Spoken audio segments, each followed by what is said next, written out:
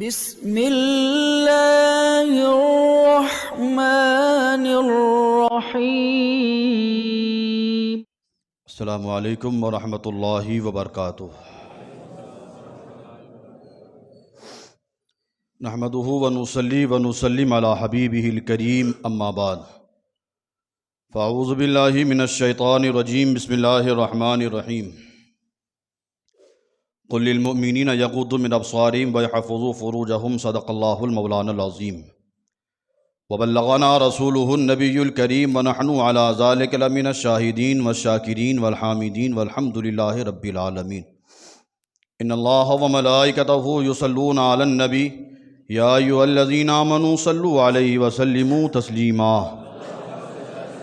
اللہم صل علی سیدنا مولانا محمد معدن الجود والکرم وآلہ وصحبہ وبارک وسلم، صلاۃ وسلاما علیک یا رسول اللہ صلی اللہ تعالیٰ علیہ وسلم۔ آج ہم اور آپ نماز جمعہ ادا کرنے کے لیے اس مسجد میں حاضر آئے۔ رب قدیر ہماری حاضری کو قبول فرمائے، جمعہ کی برکتوں سے مالا مال فرمائے۔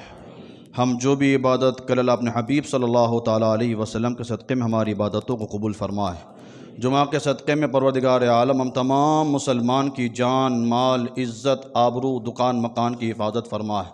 شریعت مطہرہ پر صحیح معنوں میں چلنے کے اللہ ہم سب کو توفیق عطا فرمائے۔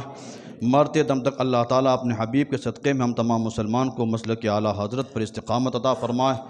جن لوگوں نے مجھے دعاؤں کے لیے کہا، پروردگار عالم سارے لوگوں کی دعاؤں کو اپنی بارگاہ میں قبول فرمائے، سارے بیماروں کو شفاء کاملہ عاجلہ عطا فرمائے، اور پوری دنیا میں جہاں کہیں مسلمان پریشان ہو، اللہ تعالیٰ اپنے حبیب کے صدقے میں آج جمعہ کے صدقے میں سارے مسلمانوں کی حفاظت فرمائے اور ان کی پریشانیوں کو دور فرمائے۔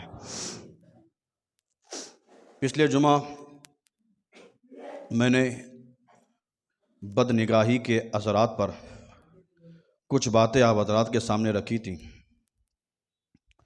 وقت ختم ہو گیا تھا اور موضوع میرا باقی رہ گیا تھا۔ آج انشاءاللہ اسی موضوع کو میں آگے بڑھانے کی کوشش کرتا ہوں۔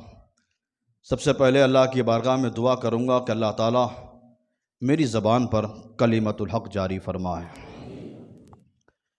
اللہ تعالیٰ قرآن مجید میں ارشاد فرماتا ہے، قل للمؤمنین یغضوا من ابصارہم ویحفظوا فروجہم۔ حبیب آپ مومنوں سے فرما دیجئے کہ اے ایمان والو، اپنی نگاہوں کو نیچی رکھو اور اپنی شرمگاہ کی حفاظت کرو۔ اسی آیت کے نیچے والی آیت میں رب فرماتا ہے، قل للمؤمنات یغضضن من ابصارہن ویحفظن فروجہن۔ جہاں اللہ نے مومن مردوں کو حکم دیا ہے، وہیں اسی آیت کے نیچے اللہ نے مومنہ عورتوں کو بھی حکم دیا ہے۔ آج معاشرہ تبھی کامیاب ہو سکتا ہے جہاں مرد اپنی نگاہوں کی حفاظت کرے اور عورت اپنے پردے کی حفاظت کرے۔ اگر یہ دونوں طرف سے اچھائی کے ساتھ مرد حضرات اپنی نگاہوں کو نیچی رکھے اور عورتیں بلا ضرورت شرعی اپنے گھر سے پہلی بات تو نکلے نہیں، اور اگر نکلنے کی ضرورت ہے تو پردے کے ساتھ نکلے، تو وہ معاشرہ، وہ پوری سوسائٹی جہنم کا ایندھن نہیں بلکہ سارے کے سارے لوگ جنت میں جانے کے مستحق بن جائیں گے۔ آقا کریم صلی اللہ تعالیٰ علیہ وسلم نے ارشاد فرمایا، اے میرے امتیوں، ضرور تم اپنی نگاہوں کی حفاظت کرو گے، ضرور اپنی نگاہوں کو نیچی رکھو گے اور اپنی شرمگاہ کی حفاظت کرو گے۔ صحابہ کرام سے سرکار ارشاد فرماتے، میرے صحابہ، آنے والے بعد کے لوگوں کو بتا دینا، اگر تم نے اپنی آنکھوں کو نیچے نہ رکھا، اپنی شرمگاہ کی حفاظت نہ کی، تو اللہ مرنے سے پہلے تمہارے چہرے بگاڑ دے گا۔ آقا کریم صلی اللہ تعالیٰ علیہ وسلم نے ارشاد فرمایا کہ شیطان کہتا ہے کہ میرا سب سے بڑا تیر جس میں میں لوگوں کو ملوث کرتا ہوں وہ نگاہ کا دھوکہ ہے۔ سب سے بڑا تیر جس سے لوگوں کو بہکا دیتا ہوں، لوگ بہک جاتے ہیں، چاہے پھر وہ کوئی بھی ہو۔ ہم اور آپ اسی معاشرے میں رہتے ہیں، ہم دیکھتے ہیں دیندار طبقہ بھی، معاف کیجئے گا، جو آوارہ لوگ ہیں وہ تو اس بیماری میں مبتلا ہیں، لیکن جو دیندار طبقہ ہے، 5 ٹائم کے جو نمازی ہیں، سر پہ ٹوپی بھی ہے، وہ بھی اس بیماری میں مبتلا ہے۔ آخر وجہ کیا ہے؟ تو شیطان کہتا ہے میرا سب سے بڑا تیر جس سے میں لوگوں کو بہکا دیتا ہوں، لوگ جس سے گمراہ ہو جاتے ہیں، وہ نگاہوں کا دھوکہ ہے۔ جب میں کسی انسان پر یہ نگاہ والا دھوکہ دے دیتا ہوں، جب کسی کو اپنے پھندے میں لے لیتا ہوں، تو پھر انسان وہ کیسا بھی ہو وہ میرے فریب میں آ جاتا ہے، نگاہ کے دھوکے کے سبب گناہوں میں بس جاتا ہے۔ نگاہوں کے بدلتے جانے کے ساتھ انسان گناہوں میں اتنا ملوث ہو جاتا ہے کہ پھر وہ انسان نہ اپنی نمازوں کو دیکھتا ہے نہ اپنی عبادتوں کو دیکھتا ہے، بس ایک نگاہ کا دھوکہ اس کے اوپر ڈالتا ہوں، وہ گناہوں میں ملوث ہو جاتا ہے۔ آگے شیطان کہتا ہے کہ میں نگاہ کا دھوکہ انسان پر ڈالتا تو ہوں، ہر انسان اس میں مبتلا ہو جاتا ہے، لیکن بچتا وہی ہے جس کی اللہ حفاظت کرتا ہے، بچتا وہی ہے جس کی اللہ حفاظت کرتا ہے۔ اور اللہ تعالیٰ جس بندے کی حفاظت کرتا ہے شیطان اس کا کچھ نہیں بگاڑ سکتا، شیطان کی پوری ٹولی مل کر اس انسان کا کچھ نہیں بگاڑ سکتی۔ ہم مسلمان پیدا تو ہوئے ہیں، جب مسلمان پیدا ہوئے ہیں چوتھے پارے میں اللہ ارشاد فرماتا ہے یا ایھا الذین آمنوا اتقوا اللہ حق تقاتہ ولا تموتن الا وانتم مسلمون۔ اللہ ارشاد فرماتا ہے اے ایمان والو اللہ سے ڈرو، حکم ہے ایمان والوں سے، اے ایمان والو اللہ سے ڈرو، وَلَا تَمُوتُنَّ إِلَّا وَأَنْتُمْ مُسْلِمُونَ، اللہ سے ڈرو۔ کیسا ڈرو؟ ڈرنے کی بھی ڈیفینیشن ہے، کس طرح کا ڈرو اللہ سے؟ آج ہم اور آپ ڈرتے ہیں، کیسا ڈرتے ہیں؟ بس سامنے کچھ معاملہ آیا توبہ توبہ توبہ، یہ ڈر نہیں ہے۔ اس طرح اگر ہمارے گالوں پر ہاتھ گھمانے سے توبہ ہو جاتی، یہی ڈر ہو جاتا، تو وہ صحابہ کرام جن کو سرکار نے زمین پر بیٹھے بیٹھے جنت کی بشارت سنائی تھی، وہ عذاب قبر سے اور جہنم کے عذاب سے اتنا روتے تھے کہ روتے روتے ان کی داڑھیاں پوری مکمل تر ہو جایا کرتی تھی۔ جن کو سرکار نے جنت کی بشارت دی ہو وہ اتنا ڈرتے تھے۔ اللہ فرماتا ہے ایمان والو اللہ سے ڈرو، کتنا ڈرو؟ جتنا اس سے ڈرنے کا حق ہے، حق کا تقاتی، اللہ سے ڈرو تو اتنا ڈرو جتنا اس سے ڈرنے کا حق ہے۔ وَلَا تَمُوتُنَّ إِلَّا وَأَنْتُمْ مُسْلِمُونَ، اور اے ایمان والو جب کلمہ پڑھا ہے، میرے حبیب کا کلمہ پڑھا ہے، ایمان والے ہو، ایمان لائے ہو، تو موت تک ایمان پر قائم رہنا۔ ایمان لائے ہو، موت تک ایمان پر قائم رہنا۔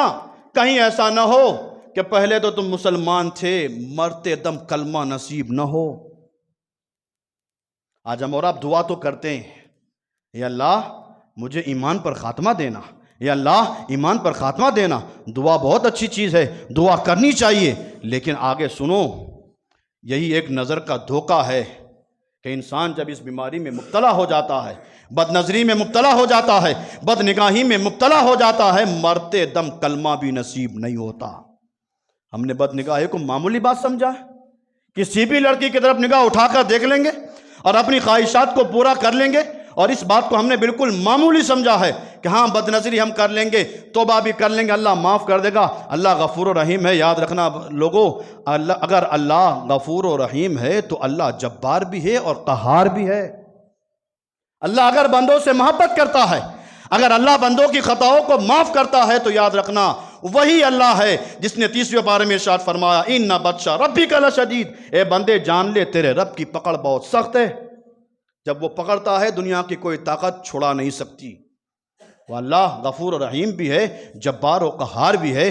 آج ہم مسلمانوں کے گھر میں پیدا تو ہوئے، مسلمان کے یہاں پیدا تو ہوئے، گارنٹی نہیں ہے کہ ایمان پر خاتمہ ہوگا، کسی کی گارنٹی نہیں ہے کہ ایمان ہی پر خاتمہ ہوگا۔ ہاں ایمان پر اگر خاتمہ چاہتے ہو تو ہمیں اپنی زندگی کو سرکار کی بتائی ہوئی باتوں پر گزارنا ہوگا، سرکار کے اسوہ حسنہ پر عمل کرنا ہوگا۔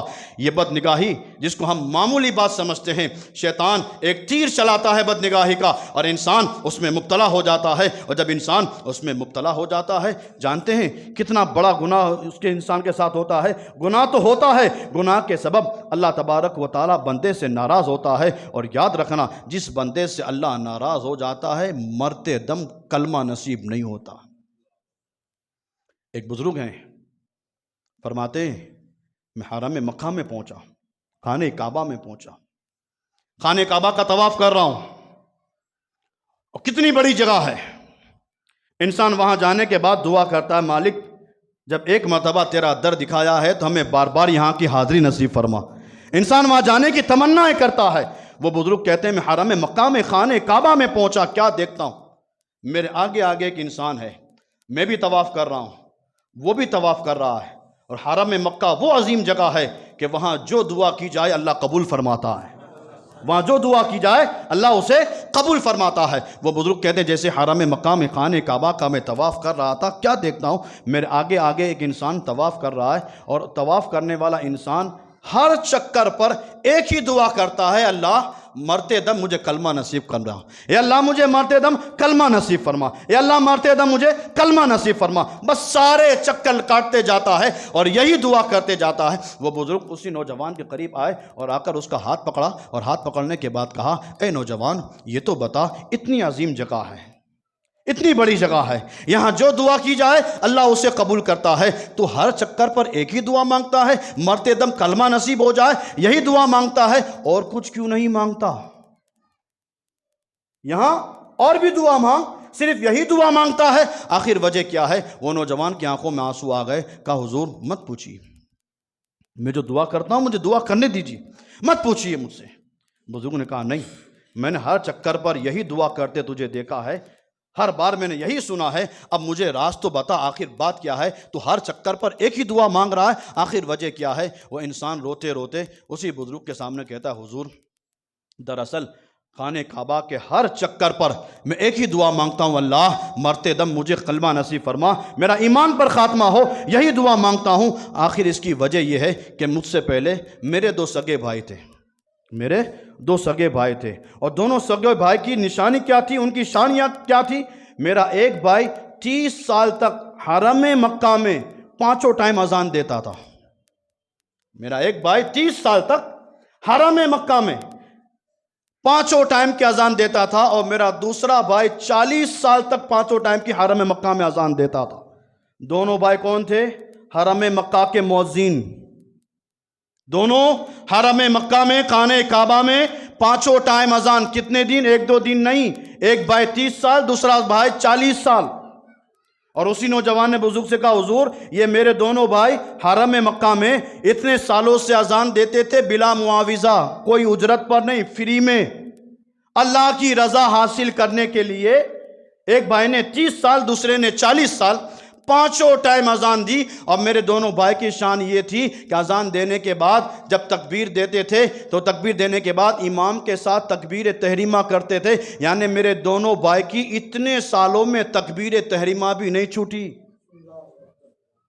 دونوں بھائیوں کی اتنے سالوں میں تکبیر تحریمہ بھی نہیں چھوٹی۔ کتنی بڑی عبادت ہے ہمارے پاس، ہے اتنی عبادت ہے ہمارے پاس؟ کچھ نہیں ہے، ہم بالکل کورے کاغذ کی طرح ہیں، عبادت تو کرتے ہیں لیکن عبادت کرنے کے بعد مسجد سے باہر نکلتی گناہوں میں اتنے مبتلا ہو جاتے ہیں کہ وہی ہماری عبادت ہمارے چہرے پہ مار دی جاتی ہے۔ کیا ہے ہمارے پاس عبادت میں؟ کتنے سجدے ہمارے پاس، کتنے قرآن کی تلاوت ہیں، لیکن وہ لوگ تھے، ایک بھائی 30 سال، ایک بھائی 40 سال بلا معاوضہ اللہ کی رضا حاصل کرنے کے لیے 5 ٹائم اذان اور تکبیر تحریمہ کے ساتھ نماز، اتنی بڑی شان۔ تو بزرگ نے کہا، اے نوجوان جب تیرے دونوں بھائی اتنی شان والے تھے، اللہ نے اتنا بڑا مقام دیا تھا، تو اس بات سے اور تو جو دعا مانگ رہا ہے اس سے اس کا کنیکشن کیا ہے، کہنا کیا چاہتا ہے؟ تو وہ نوجوان اتنا رویا کہ روتے روتے اس کی ہچکیاں بن گئی، تھوڑا پانی پلایا گیا، جب اس کو افاقہ ہوا تو وہی نوجوان بزرگ کے سامنے کہنے لگا، حضور ہر چکر پر ایک ہی دعا مانگتا ہوں، اللہ مرتے دم مجھے کلمہ نصیب ہو جائے، ایمان پر خاتمہ ہو جائے، اس لیے دعا کرتا ہوں کہ میرے دونوں بھائی کی شان تو آپ نے سنی، میرے دونوں بھائی اتنے کمال والے تھے، لیکن حضور میرے دونوں بھائی کا جب آخری وقت آیا تو میرے دونوں بھائی جب مرے تو کفر پر مرے، دونوں بھائی مرے کفر پر مرے۔ کتنی بڑی شان تھی، کتنا نوازا تھا اللہ نے۔ 30 سال 40 سال کوئی معمولی بات ہے؟ حرم مکہ میں اذان کوئی معمولی بات ہے؟ اتنے سال تک تکبیر تحریمہ بھی نہ چھوٹی ہو کوئی معمولی بات ہے؟ لیکن وہ نوجوان کہنے لگا، حضور میرے دونوں بھائی اتنی شان والے، لیکن دونوں جب مرے کفر پر مرے۔ کس طرح؟ جب میرے دونوں بھائی کی موت کا وقت قریب آیا، دونوں بھائیوں نے ہاتھ میں قرآن لیا، اور معاذ اللہ قرآن ہاتھ میں لینے کے بعد دونوں بھائیوں نے کہا، اے لوگوں سن لو، اس میں جو کچھ لکھا ہے وہ جھوٹ اور غلط لکھا ہے۔ اس میں قرآن ہاتھ میں لیا دونوں بھائیوں نے، اور کہا اس میں جو کچھ لکھا ہے معاذ اللہ غلط لکھا ہے اور جھوٹ لکھا ہے، بس اتنا کہنا تھا، ملک الموت آئے، روح نکل گئی۔ قرآن کا انکار، قرآن کی ایک آیت کا انکار کرنے والا دائرہ اسلام سے خارج ہو جاتا ہے۔ ان لوگوں نے صرف ایک آیت کا نہیں، پورے قرآن کا انکار کیا، کہا جتنا لکھا ہوا ہے جھوٹ اور غلط لکھا ہوا، ملک الموت آئے۔ ہم اور آپ احتسبوا فإنہ یحاسبکم، فرمایا گیا اپنا محاسبہ خود کر لو اس سے پہلے کہ اللہ تمہاری پکڑ کر لے۔ اپنے آپ کی خود ہی گرفت کر لو، اپنے آپ کو خود ہی بچا لو، اللہ پکڑے اس سے پہلے اپنے آپ کو گناہوں سے دور کر لو۔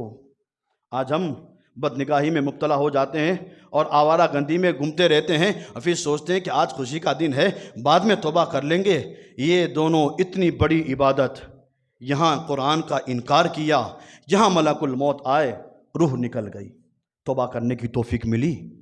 وَلِكُلِّ أُمَّةٍ أَجَلٌ فَإِذَا جَاءَ أَجَلُهُمْ لَا يَسْتَأْخِرُونَ سَاعَةً وَلَا يَسْتَقْدِمُونَ۔ اللہ قرآن میں ارشاد فرماتا ہے بندے ہر ایک کی موت کا ایک وقت متعین ہے، فکس ٹائم لکھا ہوا ہے، جب وہ فکس وقت آ جاتا ہے نہ ایک سیکنڈ پہلے آتا ہے نہ ایک سیکنڈ بعد میں آتا ہے۔ موت کسی کو مہلت نہیں دیتی، موت کسی کو مہلت نہیں دیتی، نہ کروڑ پتی کو مہلت دیتی ہے نہ جھپڑ پٹی میں رہنے والے کو مہلت دیتی، موت کسی کو مہلت نہیں دیتی۔ وہ نوجوان کہنے لگا حضور میرے دونوں بھائی اس دنیا سے مرے، کفر پر مرے، تب سے میں حرم مکہ میں جب بھی آتا ہوں ایک ہی دعا کرتا ہوں، مالک میرے پاس کوئی عبادت نہیں، کوئی سجدہ نہیں، کوئی ریاضت نہیں، مالک تیری بارگاہ میں ایک ہی دعا مانگتا ہوں، اللہ مجھے جب موت آئے تو میری زبان پر کلمہ ہو۔ ایک ہی دعا مانگتا ہوں کہ مرتے دم مجھے کلمہ نصیب ہو۔ میرے بھائیوں کے پاس اتنا تھا لیکن کلمہ نصیب نہ ہوا، تو اسی بزرگ نے کہا اے نوجوان جب اتنا بتایا ہے تو آگے یہ بھی بتا دے کہ تیرے دونوں بھائی کو مرتے دم کلمہ کیوں نصیب نہیں ہوا، کون سا گناہ کرتے تھے؟ تو وہ بھائی کہنے لگا حضرت میرے دونوں بھائی پانچوں ٹائم اذان تو دیتے تھے، تکبیر تو دیتے تھے، تکبیر تحریمہ کے ساتھ نماز تو پڑھتے تھے، حرم مکہ میں بیٹھ کر قرآن کی تلاوت تو کرتے تھے، سب کرتے تھے، لیکن اسی حرم مکہ میں کوئی خوبصورت لڑکی آتی تھی تو میرے دونوں بھائی اس کو آنکھیں ٹک ٹکا کر دیکھتے بھی تھے۔ حرم مکہ میں کوئی بھی خوبصورت لڑکی آتی تھی میرے دونوں بھائی آنکھیں باندھ کر ٹک ٹکی کے ساتھ انہیں دیکھتے تھے، حرم مکہ میں عبادت بھی کرتے تھے اور خوبصورت لڑکی پر نگاہ بھی ڈالتے تھے۔ حضور مجھے ایسا لگتا ہے میرے دونوں بھائیوں کو موت کے وقت کلمہ نصیب نہیں ہوا اس لیے کہ میرے دونوں بھائی بد نظری میں مبتلا تھے، آنکھوں کے زنا میں مبتلا تھے، بد نگاہی کرتے تھے۔ یہاں وہاں جا کر عبادت کرنے والا بھی اگر بد نظری میں مبتلا ہو تو اللہ اسے موت کے وقت کلمہ نصیب نہیں کرتا، تو ہمارے پاس تو عبادت ہے ہی نہیں۔ ہم گناہوں کے دلدل میں پھنسے ہوئے ہیں، ہم نے بد نظری کو بالکل معمولی گناہ سمجھا ہے۔ سنو ابو عبداللہ فرماتے ہیں میں اپنے استاد کے ساتھ ایک جگہ راستے پر سفر کر رہا تھا، میں نے ایک خوبصورت نوجوان لڑکے کو دیکھا۔ ابو عبداللہ کہتے ہیں آج یہ بیماری بھی ہمارے اندر مبتلا ہے، میرے پاس اس کے لیے الفاظ بہت ہے لیکن مسجد ہے، ممبر ہے، اس جگہ پر باتیں اس طرح کرنا مجھے گوارا نہیں ہے۔ آج نوجوان لڑکوں کے ساتھ غلط کام کر رہے ہیں، اس کے لیے میرے پاس الفاظ بہت ہے لیکن یہ جگہ بڑی ہے، یہاں پر میں ایسے الفاظ بولنا نہیں چاہتا ہوں۔ حضرت ابو عبداللہ فرماتے ہیں میں اپنے استاد کے ساتھ جا رہا تھا، ایک خوبصورت لڑکا، نوجوان لڑکا، ابھرتی ہوئی جوانی تھی، چہرہ بھی خوبصورت تھا۔ ابو عبداللہ کہتے ہیں جیسے میری نگاہ اس خوبصورت لڑکے پر پڑی میرے دل کے اندر ایک بات آئی اور میں نے اپنے استاد سے کہا حضرت دیکھو جو سامنے لڑکا جاتا ہے کتنا خوبصورت ہے، بس اتنا کہا، حضرت دیکھیے سامنے جو لڑکا جا رہا ہے کتنا خوبصورت ہے۔ استاد نے کہا بیٹا اتنا جملہ جو تو نے کہا ہے اللہ عذاب میں مبتلا کرے گا، یہ جملہ تو نے کہا ہے اللہ تجھے عذاب میں مبتلا کرے گا۔ ابو عبداللہ کہتے ہیں بس میں نے تو اتنا کہا تھا کہ سامنے جو لڑکا جاتا ہے کتنا خوبصورت ہے، یہ عذاب مجھے ایک دو دن ایک دو سال کے بعد نہیں 20 سال کے بعد مجھ پر عذاب آیا۔ اس جملے کا عذاب ایک دو دن بعد نہیں 20 سال کے بعد یہ عذاب میرے پاس آیا، اور یہ عذاب کس شکل میں آیا؟ ابو عبداللہ کہتے ہیں میں قرآن کا حافظ تھا، 20 سال کے بعد قرآن بھول گیا، بد نظری کی مبتلا، لڑکی کو نہیں دیکھا تھا، خوبصورت نوجوان لڑکے اوپر نگاہ ڈالی تھی اور دل کے اندر ایک خدشہ پیدا ہوا تھا. 20 سال کے بعد عذاب میں مبتلا ہوئے. اور عذاب کون سا آیا؟ 20 سال کے بعد ابو عبداللہ کہتے ہیں میں قرآن کو بھول گیا. ہم اور آپ کی گنتی کہاں ہے؟ ہم نے بالکل معمولی سمجھا ہے بد نظری کو. امام غزالی نے لکھا ہے کہ آقا کریم صلی اللہ تعالیٰ علیہ وسلم ارشاد فرماتے ہیں جو انسان زمین پر بد نگاہی کرتا ہے، بد نظری میں مبتلا ہوتا ہے، سڑک پر آنے والی ہر لڑکی کو تاڑ کر دیکھتا ہے. امام غزالی فرماتا اپنی کتاب میں کہ سرکار نے ارشاد فرمایا بد نظری کرنے والا اللہ کی بارگاہ میں آئے گا، اللہ تبارک و تعالی فرشتوں کو حکم دے گا فرشتوں اس کی ساری خطائیں بعد میں دیکھی جائے گی، ابھی یہ بد نظری کر آیا ہے، اس کی آنکھ میں جہنم کی سلائیاں پھیرو، آنکھ میں جہنم کی آگ کی سلائیاں پھیرو. ایک انسان کے متعلق بتایا جاتا ہے کہ وہ نماز پڑھ رہا تھا، نماز پڑھتے پڑھتے سامنے سے لڑکی نکلی اور اسی انسان نے حالت نماز میں سامنے سے گزرنے والی لڑکی کو اٹک ٹکی باندھ کر دیکھا. اللہ تبارک و تعالیٰ کا عذاب فوراً نازل ہوا. ابھی نماز مکمل نہ ہوئی اس سے پہلے اللہ نے اس کی آنکھوں کی بینائی ختم کر دی. ہم بھی ایسے گناہوں میں مبتلا ہے. اگر اللہ چاہے ابھی عذاب آ جائے اور ہم سارے لوگ تباہ و برباد ہو جائیں، کچھ نہیں ہمارے پاس. اللہ چاہے تو آسمان سے پتھروں کی بارش ہو جائے، ہم سب تباہ و برباد ہو جائے. لیکن جانتے ہو ہم اتنے گناہ کرتے ہیں، اس کے باوجود بھی اللہ ہمیں عذاب میں گرفتار نہیں کرتا ہے. اتنے گناہ کرتے ہیں لیکن پھر بھی اللہ عذاب میں گرفتار نہیں کرتا. کیوں نہیں کرتا؟ کیا اللہ قادر نہیں ہے؟ اللہ خالق نہیں ہے؟ اللہ ہمیں عذاب میں گرفتار نہیں کر سکتا؟ ضرور کر سکتا ہے، لیکن پھر بھی ہم اتنے گناہ کرتے ہیں اللہ ہمیں عذاب میں گرفتار نہیں کرتا. آخر وجہ کیا ہے؟ ابو جہل بھی سرکار کے پاس آیا تھا. ابو جہل سرکار کے پاس آیا تھا اور اگر کہتا ہے محمد اگر تم اللہ کے سچے رسول ہو، اللہ کے سچے نبی ہو تو جاؤ اپنے خدا سے دعا کرو، فامطر علینا حجارۃ من السماء، اپنے خدا سے دعا کرو کہ تمہارا خدا ہمارے اوپر پتھر برسائے. ابو جہل نے کیا کہا سرکار سے کہ حضور اگر آپ اللہ کے سچے نبی ہیں جاؤ اللہ سے دعا کراؤ کہ تمہارا خدا ہمارے اوپر پتھر کی بارش فرمائے. سرکار نے کوئی دعا نہ کی. ابو جہل نے جو بات کہی تھی اللہ نے ارشاد فرمایا 90 پارے کی آیت وما کان اللہ لیعذبہم وانت فیہم. اللہ ارشاد فرماتا ہے اے حبیب اللہ اس امت پر کبھی عذاب نہیں برسائے گا اس لیے کہ حبیب آپ اس امت میں جلوہ افروز ہو. اللہ اس امت پر کبھی عذاب نہیں بھیجے گا، کبھی پتھر کی بارش نہیں کرے گا اس لیے کہ وما کان اللہ لیعذبہم وانت فیہم، اللہ آپ کی امت پر کبھی عذاب نازل نہیں کرے گا. کیوں؟ وانت فیہم، آپ ان کے درمیان موجود ہو، آپ ان کے درمیان موجود ہوں. ہاں ابھی سرکار موجود ہیں، ہم عذاب میں گرفتار نہیں ہوتے. لیکن قبر میں جانا ہے، ہر انسان کو قبر میں جانا ہے. وہاں کون آئے گا؟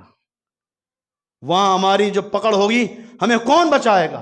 قیامت میں جب اللہ ہمارے سامنے نامہ اعمال ہمارے ہاتھ میں دے گا کون بچائے گا؟ کیا ہے ہمارے پاس؟ بس آخری بات سنو، اور یہ واقعہ سننے کے بعد بھی ہم بد نظری کو نہ چھوڑے تو سمجھ لینا کہ یہ دل مر چکا ہے. بغداد کے ایک بہت بڑے بزرگ کا نام، غور سے سننا، آخری بات سنانے جا رہا ہوں. بد نظری میں انسان جب مبتلا ہو جاتا ہے تو کتنے گناہوں میں مبتلا ہو جاتا ہے، سامت اعمال اس کی کتنی خراب ہو جاتی، کتنا وہ ذلیل و رسوا ہو جاتا ہے. بغداد کے اس بزرگ کا واقعہ سناتا ہوں جن کو 30,000 حدیث صحیح یاد تھی. آپ نے اس بات سن کر سبحان اللہ نہیں کہا. کیوں نہیں کہا جانتے ہو؟ میں نے کہا کہ اس بزرگ کو 30,000 حدیث منہ پر یاد تھی. معمولی بات ہے، سرکار کی 30,000 حدیثیں. ہم نے سبحان اللہ کیوں نہیں کہا؟ ہم کو پتا چلے تب نے کہ حدیث ہوتی کیا ہے. ہمیں تو فلمی ایکٹروں کے نام ہم سے پوچھو، آج کس ہیروئن کا کس ایکٹر کے ساتھ چکر چلتا ہے وہ ہم سے پوچھو. حدیث کیا ہوتی ہے ہمیں نہیں پتا. یہ 30,000 حدیث صحیح، وہ بزرگ کو 30,000 حدیث صحیح یاد تھی.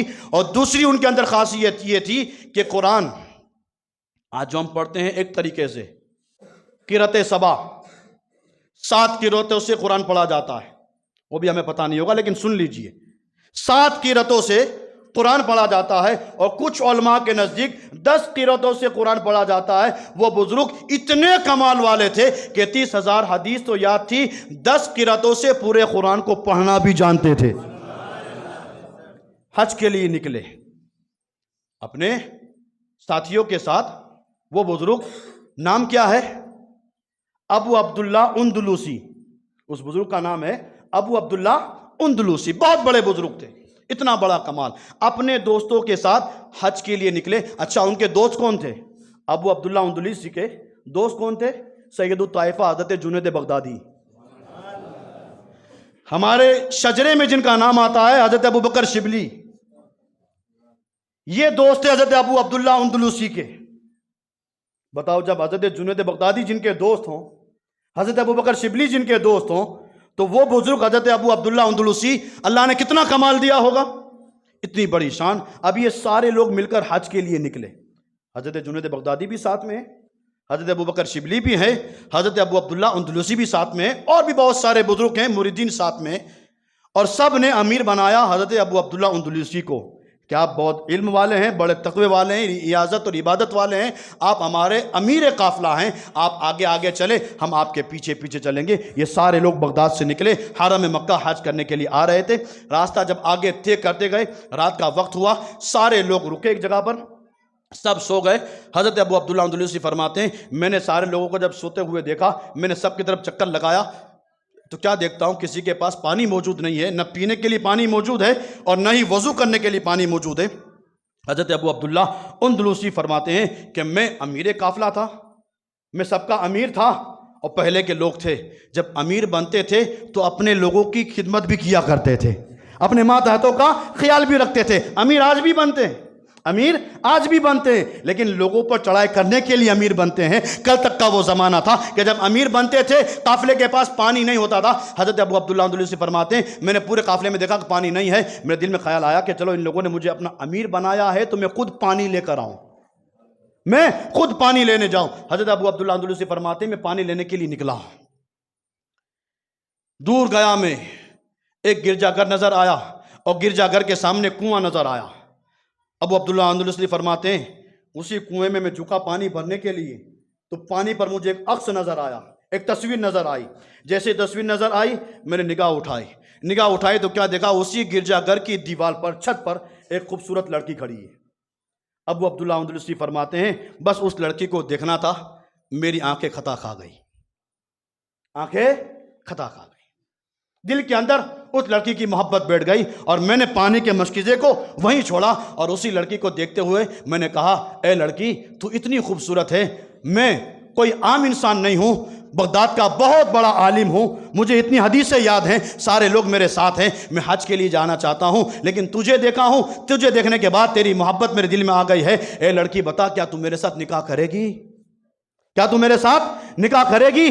اس لڑکی نے کہا کہ میں عیسائی ہوں، مسلمان نہیں ہوں، میں عیسائی ہوں، مسلمان نہیں ہوں، اور تمہارا چہرہ بتا رہا ہے کہ تم مسلمان ہو، تمہارا چہرہ بتا رہا ہے کہ تم مسلمان ہو۔ اگر مجھ سے نکاح کرنا چاہتے ہو، میرے باپ سے بات کر لو، میرا باپ بہت بڑا پادری ہے یہاں کا، میرے باپ سے بات کر لو۔ ابو عبداللہ اندلوسی قریب آئے، دستک دی، پادری باہر آیا۔ ابو عبداللہ اندلوسی نے کہا، اے پادری، تیری خوبصورت لڑکی ہے، میں نے اسے دیکھ لیا ہے، میں اس کی محبت میرے دل میں آ گئی ہے، کیا میں اس سے نکاح کر سکتا ہوں؟ کیا تو اس کا میرے ساتھ نکاح کر دے گا؟ اس پادری نے کہا، میں اپنی لڑکی سے پوچھ لیتا ہوں میری لڑکی کیا کہتی ہے۔